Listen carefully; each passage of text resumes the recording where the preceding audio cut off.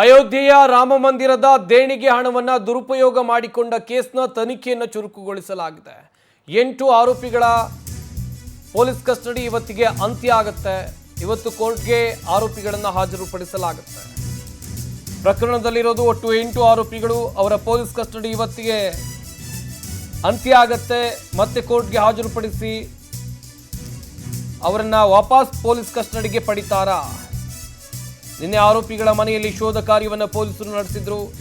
ರಾಮನ ಹಣ ಕದ್ದವರ ಬಳಿ ಶೇಕಡ 100ರಷ್ಟು ಆಸ್ತಿ ಹೆಚ್ಚಳ ಆಗಿರುವ ಮಾಹಿತಿ ಇದೆ.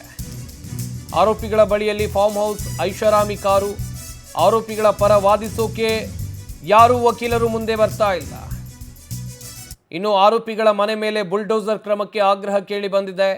ನಾಳೆಯಿಂದ 2ನೇ ಹಂತದ ತನಿಖೆಯನ್ನ ಎಸ್ಐಟಿ ಆರಂಭ ಮಾಡಲಿದೆ. ಅಯೋಧ್ಯೆಯ ರಾಮ ಮಂದಿರ ದೇಣಿಗೆ ಹಣವನ್ನು ದುರುಪಯೋಗ ಮಾಡಿಕೊಂಡ ಪ್ರಕರಣಕ್ಕೆ ಸಂಬಂಧಪಟ್ಟ ಹಾಗೆ ತನಿಖೆಯನ್ನು ಉತ್ತರ ಪ್ರದೇಶ ಸರ್ಕಾರ ಚುರುಕುಗೊಳಿಸಿದೆ. ಈಗಾಗಲೇ ಎಸ್ಐಟಿ ಅಂತ ಹೇಳಿದ್ರೆ ಸ್ಪೆಷಲ್ ಇನ್ವೆಸ್ಟಿಗೇಷನ್ ಟೀಮ್ ಕೂಡ ಈ ಕೇಸ್ನ ತನಿಖೆಗಾಗಿ ರಚನೆ ಮಾಡಲಾಗಿದೆ. ಎಸ್ಐಟಿ ಅಧಿಕಾರಿಗಳು ಒಟ್ಟು 8 ಆರೋಪಿಗಳನ್ನು ಬಂಧಿಸಿ ವಿಚಾರಣೆಯನ್ನು ಮಾಡ್ತಾ ಇದ್ದಾರೆ.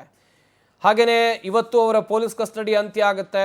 ಇನ್ನುಳಿದಂತೆ ನೋಡ್ತಾ ಹೋಗೋದಾದರೆ ಇವತ್ತು ಮತ್ತೆ ಕೋರ್ಟ್ಗೆ ಹಾಜರುಪಡಿಸ್ತಾರೆ. ಮುಂದಿನ ತನಿಖೆ ಯಾವ ರೀತಿಯಾಗಿ ಸಾಗುತ್ತೆ, ಇದರಲ್ಲಿ ದೊಡ್ಡವರ ಕೈವಾಡ ಇದೆ ಎನ್ನುವ ಆರೋಪ ಕೇಳಿಬಂದಿದೆ. ಯಾಕಂತ ಹೇಳಿದ್ರೆ ದೊಡ್ಡವರ ಕೈವಾಡ ಇಲ್ಲದೆ ಇಷ್ಟೆಲ್ಲ ಆಗೋಕ್ಕೆ ಸಾಧ್ಯನೇ ಇಲ್ಲ ಎನ್ನುವ ಆರೋಪ ಕೂಡ ಕೇಳಿ ಬರ್ತಾ ಇದೆ. ಒಂದು ಕಡೆಯಲ್ಲಿ ಉತ್ತರ ಪ್ರದೇಶದ ವಿರೋಧ ಪಕ್ಷಗಳು ಇದರ ಕೂಲಂಕುಷವಾದ ತನಿಖೆ ಆಗಬೇಕು, ಆರೋಪಿಗಳ ಮನೆಗಳ ಮೇಲೆ ಬುಲ್ಡೋಸರ್ ಕ್ರಮವನ್ನು ತೆಗೆದುಕೊಳ್ಬೇಕು ಅಂತೇಳಿ ಒತ್ತಡವನ್ನು ಹೇರ್ತಾ ಇದ್ದಾರೆ. ಇನ್ನೊಂದು ಕಡೆಯಲ್ಲಿ ರಾಮನ ಹಣ ಕದ್ದವರು, ಈ ಹುಂಡಿ ಹಣವನ್ನು ಕದ್ದವರ ಆಸ್ತಿಯಲ್ಲಿ ಶೇಕಡ 100ರಷ್ಟು ಹೆಚ್ಚಳ ಆಗಿದೆ. ಪ್ರಕರಣದ ತನಿಖೆಯನ್ನು ನಡೆಸ್ತಾ ಇರುವಂಥ ಎಸ್ಐಟಿ ಕೊಟ್ಟಿರುವ ಮಾಹಿತಿ ಇದು. ಸ್ಪೆಷಲ್ ಇನ್ವೆಸ್ಟಿಗೇಷನ್ ತಂಡದಿಂದ ತನಿಖೆಯನ್ನು ಚುರುಕುಗೊಳಿಸಲಾಗಿದೆ.